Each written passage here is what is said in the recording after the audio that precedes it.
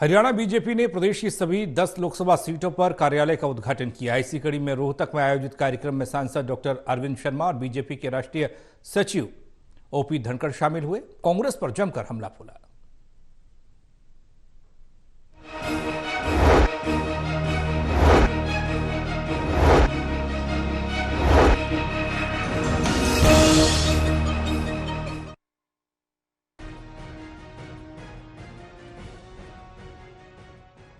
Haryana BJP ने प्रदेश की सभी 10 लोकसभा सीटों पर कार्यालय का उद्घाटन किया। इसी कड़ी में रोहतक में आयोजित कार्यक्रम में सांसद डॉक्टर अरविंद शर्मा और बीजेपी के राष्ट्रीय सचिव ओम प्रकाश धनखड़ शामिल हुए।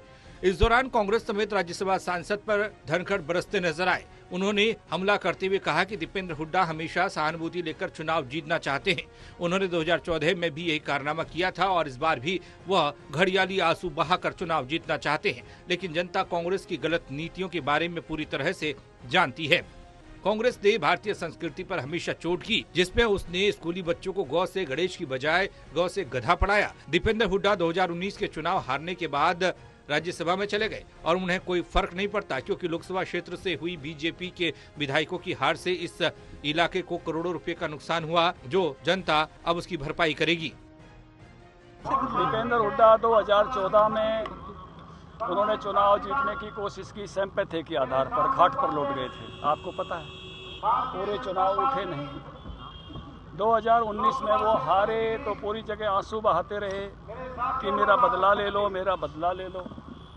और उसके कारण से इस इलाके में कुछ प्रतिनिधि चुन के आते, मंत्रिमंडल का हिस्सा बनते। पहले भी इस लोकसभा से 2 मंत्री थे और विधायक 4 थे, तो कई हजार करोड़ रुपया इस लोकसभा की इन 8 सीटों पर भी आता, तो वो उनके घड़ियाली आंसुओं के कारण से जो है वो पीछे रहा। तो उस नाते से वो तो राज्यसभा पहुंच गए, उनके तो वो के वो ठाठ रहे, वाह की वाह कोठी रही, वो का वो माहौल रहा, उनका तो कुछ बिगड़ा नहीं। नुकसान हो गया तो यहाँ आसपास के इलाके के लोग उसमें से पीछे रह गए। ये नुकसान दीपेंद्र हुड्डा ने उस समय घड़ियाली आंसू बहाकर जरूर किया। वहीं रोहतक से सांसद डॉक्टर अरविंद शर्मा ने कहा कि कोई भी किसी की आवाज दबा नहीं सकता। यह काम जनता बखूबी जानती है और करती भी है।